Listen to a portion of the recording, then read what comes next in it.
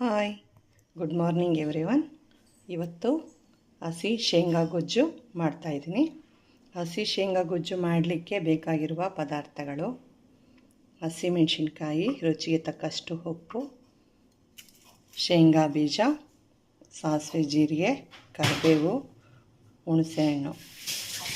ಮೊದಲಿಗೆ ಕಾದ ಬಾಣಲಿಗೆ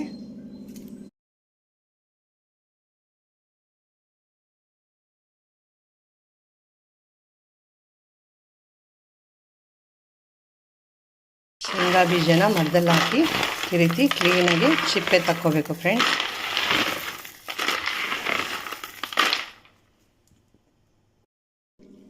ಶೇಂಗಾ ಬೀಜ, ಹಸಿಮೆಣಸಿನ್ಕಾಯಿ,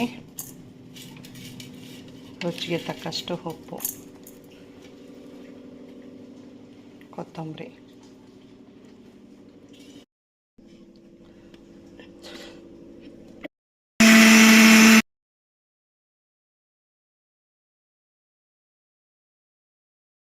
ರುಚಿಕರವಾದ ಗೊಜ್ಜು ಮಾಡಲಿಕ್ಕೆ ಇದಕ್ಕೆ ಲಾಸ್ಟಿಗೆ ರುಬ್ಬಾಕಿದ ಮೇಲೆ ಹುಣಸೆ ಹುಳಿ ಕಳಿಸಿ ಈಗ ನಾವು ಒಗ್ಗರಣೆಗೆ ಹಾಕಬೇಕಾಗತ್ತೆ.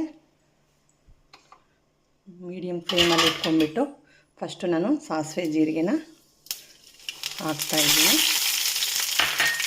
ನಂತರ ಕರಿಬೇವು, ನಂತರ 2-3 ಗುಂಟೂರು ಮೆಣಸಿನ್ಕಾಯಿ ಹಾಕ್ತಾಯಿದ್ದೀನಿ. ನೋಡಿ,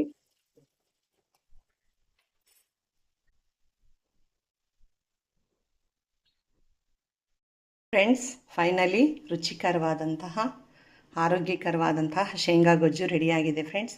ಇದನ್ನು ಅನ್ನ ಜೊತೆ ಮುದ್ದೆ ಜೊತೆ ತಿನ್ಬೋದು. Thank you so much.